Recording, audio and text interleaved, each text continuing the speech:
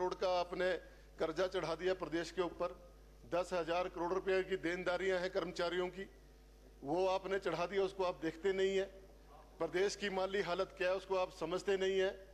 कहाँ तो आप लोगों को इस समय में ऐसी बातें ना करते हुए स्वेच्छा के साथ मुख्यमंत्री के साथ पूरे दल बल के साथ दिल्ली में जाना चाहिए था और प्रदेश के देश के माननीय प्रधानमंत्री को कहना चाहिए था कि आप ज्यादा से ज्यादा पैसा दें, तब तो हम आपको शाबाशी भी देते।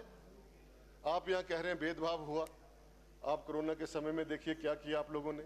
आप तो बड़े बड़े जोर जोर से चिल्ला के करते थे कि कांग्रेस के लोग घर में सोए रहे, इन्होंने कुछ काम नहीं किया। और जब हम उस तरफ बैठे हुए थे तो हम भी अपनी वेदना व्यक्त करते थे कि माननीय मुख्यमंत्री महोदय हमारी बात भी सुनिए, एमएलए को जो इंस्टीट्यूट है उसको मजबूत करिए। तब आप सुनते नहीं थे, हल्के में लेते थे। आज आपको पीड़ा हो रही है। ये मैं इसलिए कह रहा हूं कि दोनों पक्षों की बात है। विधायक तो विधायक है, जब हम भी विधायक थे हमारे साथ भी ऐसे ही होता था, कहीं बुलाया नहीं जाता था। कहीं आपके भी हारे हुए लोग उद्घाटन करते थे, हारे हुए लोग जो है सामग्री बांट रहे हैं, चेक बांट रहे हैं। तो क्या उस समय हमारी भी वेदना आपने नहीं सुनी? और आज आप राजनीति की बात कर रहे हैं। और आज जब इस प्रदेश में इतनी भारी नुकसान हो रहा है, जब आपको सब पता है कि इतने इमारतें गिर गई, इंसान मर गए, 441 से अधिक भी हो सकते हैं, और पशु बह गए, मर गए, जंगल के जंगल बह गए, पीडब्ल्यूडी को नुकसान हुआ, आईपीएच को नुकसान हुआ, बिजली विभाग को नुकसान हुआ। कौन सा ऐसा विभाग है जो छूता रहा हो? और यदि इन सब का आकलन, अभी तो बहुत सारा नुकसान और भी हो सकता है। जैसे घरों में दरारें आई हैं, अभी वो निरंतर गिरते जा रहे हैं, कभी इक्का दुक्का घर आज भी गिर रहे हैं जिनमें दरारें आई हुई हैं। मैं तो धन्यवाद करना चाहूंगा माननीय मुख्यमंत्री महोदय का। उन्होंने स्पेशल रिलीफ फंड का जो मैनुअल है उसको बढ़ाया अपने तौर पर। आप लोगों को बधाई देनी चाहिए थी, लेकिन आपसे कोई शब्द नहीं निकल पा रहे हैं। मैं धन्यवाद करना चाहूंगा पंचायती राज मंत्री का कि मनरेगा के अंदर उन्होंने जहां 50,000 रुपया एक डंगा लगाने के लिए दिया जाता था, आज 1 लाख रुपया उसकी स्वीकृति करी है। अब क्यों नहीं इन चीजों को देख रहे?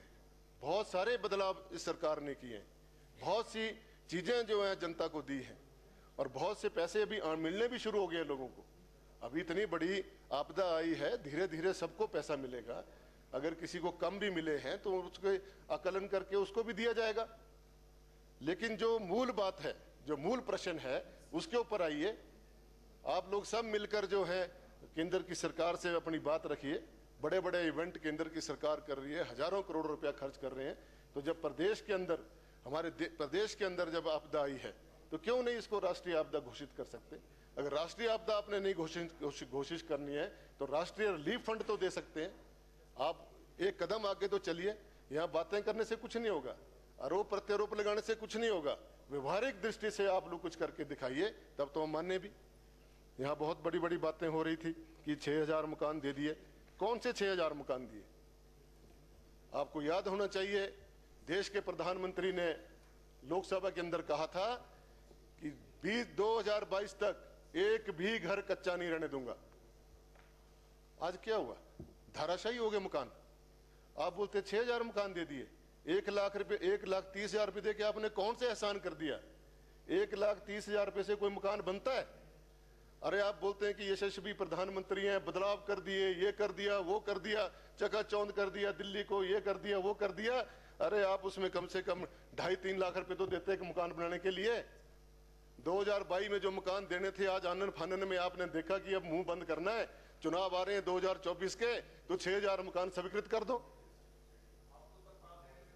हम तरपाल दे रहे हैं तरपाल महाराज, सबको मिले हैं तरपाल। ये झूठ बोलने की बात है, कोई फटे हुए नहीं दे रहे हैं, बाजार से नए खरीद के दिए गए हैं, नए दिए गए हैं। अगर आपको फटे हुए मिले तो आप केंद्र सरकार से सहायता लाइए, आप बढ़िया टेंडर लेके आ जाए, हम आपको शाबाशी देंगे, आपका धन्यवाद करेंगे। हमारे इलाकों में मिले हैं, सबको मिले हैं, सब हर जगह मिले हैं। और माननीय मुख्यमंत्री महोदय ने हर क्षेत्र का दौरा किया, हर जगह जाके उन्होंने खूब आकलन किया। मंत्री स्वयं गए, सारे विधायक अपने अपने क्षेत्रों में पूरे जोर के साथ पूरे एक एक घर के अंदर गए, उन्होंने देखा वहां पर क्या हो सकता था। हर जगह बेहिसाब नुकसान हुआ है। मेरी अपनी विधानसभा क्षेत्र में 250-300 करोड़ के आसपास नुकसान हुआ है। लगभग 100 करोड़ के आसपास तो पंचायती राज विभाग को नुकसान हुआ है, 50 करोड़ के आसपास पीडब्ल्यूडी को हुआ है, 30-35 करोड़ का आईपीएच विभाग का हुआ है। इतने सारे नुकसान को भरने के लिए पैसा तो चाहिए। कि एग्रीकल्चर का नुकसान हुआ है, लोगों की जमीन तबाह हो गई है, फसलें तबाह हो गई हैं, ये हर जगह हुआ है, हमारे भी हुआ है, आपके भी हुआ है। इस समय तो हमें ये सोचना चाहिए कि हम केंद्र से कितना ज्यादा से ज्यादा पैसा ला सकते हैं। क्या जब उनको ऐसे तो भाषणों में बड़ी बड़ी लंबी बातें करते हैं, सेपू बड़ी की बात करते हैं, बेसन की बात करते हैं, फिर बोलते हैं मेरा दूसरा घर है। अरे दूसरा घर तबाह हो गया, मलबे में मिल गया, देखने तक नहीं आए, पैसा तो कहां देना, देखने तक नहीं आए, और फिर बोल रहे हैं, बड़ी बड़ी बातें कर रहे हैं कि केंद्र ने इतना पैसा दे दिया। वो तो सारा हमारा मिलना था, वो तो हमारा अधिकार था। स्पेशल क्या दिया, आप उसके बारे में बात करिए। जो इस समय पैसा मिलना चाहिए था वो पैसा आपने नहीं दिया। आज जो लोग खड़े हुए, जो अपने पेंशनें दे रहे हैं, जो बच्चे गुलकें तोड़कर पैसा दे रहे हैं, मुख्यमंत्री अपना निजी कोष से पैसा दे रहे हैं, उन लोगों की तरफ देखिए, उनसे कुछ सीख लो कि देश के लोग, प्रदेश के लोग हमारे पैसा दे रहे हैं, चाहे उसमें भारतीय जनता पार्टी के लोग हों, चाहे उसमें किसी भी दल के लोग हों, वो भी पैसा दे रहे हैं, सब दे रहे हैं। लेकिन आप लोग, मुख्यमंत्री ने भी दिए। कोई बात नहीं, नहीं बैठे, कोई बात नहीं, रिकॉर्ड हो रहा है सारी बात का। और आप तो बड़ी जोर जोर से भाषण कर रहे थे, जब वहां बैठे होते तो आप तो टोक टोक के हालत खराब कर देते थे, बोलने ही नहीं देते थे, कोई हमारी तरफ तो देखते ही नहीं थे, सत्ता पक्ष को ही देखते थे, सत्ता पक्ष को देखते थे, विपक्ष की तरफ तो आप ध्यान ही नहीं देते थे। 5 साल का खुमार आज खूब निकाल रहे थे आप, आपको उस समय मौका नहीं मिला बोलने का, इसलिए आप आज बोल रहे थे कि मैं खूब बोल लूं आज, ताकि मेरे भी कुछ नंबर बन जाए। तो महोदय, इस प्रकार से अभी माननीय मुख्यमंत्री महोदय ने जो लोग बेसहारा हो गए हैं, जिनके पास घर नहीं है, उनको अगर वो राशन दे रहे हैं, गैस का सिलेंडर दे रहे हैं और सुविधाएं दे रहे हैं, तो उसके लिए आपको उसका धन्यवाद करना चाहिए, बजाय आप उसका नुक्ताचीनी करने के उसका धन्यवाद करना चाहिए। और ये सारी चीजें, ये कोई वो अपने लिए नहीं कर रहे हैं। सीमेंट तो आपके समय बहुत महंगा हुआ था, बहुत हल्ला पड़ा था, वो तो 4 रुपए महंगा हुआ। आपके कार्यकाल में तो 45-50 रुपए महंगा हुआ था, तब आप हड़बड़ा करके मीटिंगें करनी पड़ी, फिर भी कम नहीं किया था उन्होंने। ये तो छोड़ दीजिए आप बात। अगर आज महंगाई हो रही है, उसमें केंद्र सरकार दोषी है। 100 दिन में महंगाई खत्म करने की बात की थी, आज बताइए आप आंकड़ों के साथ बताइए कि कितनी महंगाई खत्म की है केंद्र सरकार ने। जो बोलते थे कि डीजल सस्ता करेंगे, पेट्रोल सस्ता करेंगे, आज डीजल और पेट्रोल के भाव देख लीजिए कहां से कहां है। तो महंगाई तो होनी है। उनको बोलिए आप केंद्र सरकार में अपने जो आपका प्रतिनिधित्व कर रहे हैं देश को, कि महंगाई कम करिए, हमें हमारे पहाड़ी राज्य में जो है दिक्कत हो रही है। आप सड़कों की बात कर रहे थे अभी कि इतना 2000 कुछ करोड़ रुपया दे दिया, 2200-2300 सड़कों को पैसे दे दिए। शायद आपको ज्ञात होना चाहिए, वो पैसा बाई नेम सड़कों के नाम से आया, उस पैसे को आप डाइवर्ट नहीं कर सकते आपदा में। अगर ऐसा है तो बताइए, उस पैसे को आपदा में आप नहीं डाइवर्ट कर सकते। वो पैसा अगर किसी सड़क के लिए विशेष के लिए आया हुआ पीएमजेएसवाई में, तो पीएमजेएसवाई में ही खर्च होगा पैसा, वो आपदा में खर्च नहीं कर सकते हैं। उसके लिए स्पेशल आपको परमिशन लेनी पड़ेगी। ये सच्चाई आप नहीं बताना चाहते हैं, वो आप उसको भी उसमें जोड़ रहे हैं कि पैसा दे दिया। ये सारे इस प्रकार के ढकोसले नहीं चलेंगे। सच्चाई आप भी जानते हैं, सच्चाई हम भी जानते हैं, इसलिए आप सच्चाई के आधार पर बात करें। और जो आपका नेतृत्व है केंद्र में, हमें मत ले जाइए, मुख्यमंत्री जी को ले जाइए, आप सारा दल चले जाइए और उनसे पैसे मांगिए। हमें इस समय जरूरत है प्रदेश को। आप भी समझते हैं कि देश की हालात क्या है, और देश की हालात को मद्देनजर रखते हुए आप अपनी गलतियों का ठीकरा जो है हमारी सरकार पर मत फेंकिए। आप लोगों ने बहुत मजे लूटे, बहुत कुछ किया, करोड़ों हजारों करोड़ रुपए का कर्जा करके आज उस तरफ बैठ गया, और अब यहाँ पे जब हमारे ऊपर आपदा आई है तो उसके ऊपर भी आप उंगली उठा रहे हैं। कहीं कोई ऐसा नहीं हो रहा है। आप राजनीति की बात करते हैं, जहां मेरी विधानसभा क्षेत्र में जो भारतीय जनता पार्टी से समर्थित प्रधान हैं, वो लोग जब हमारे ऑफिसर वहां गए, वो लोग अपने अपने कार्यकर्ताओं के घरों में ले गए उनको। आप राजनीति की बात करते हैं।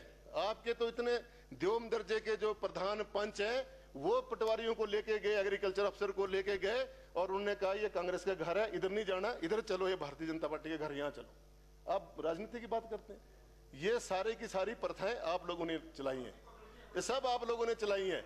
इसको अगर खत्म करना है, पकड़ हमारी बहुत है, पकड़ बहुत है, लेकिन हम सबका साथ देते हैं, सबके लिए काम करने की बात करते हैं।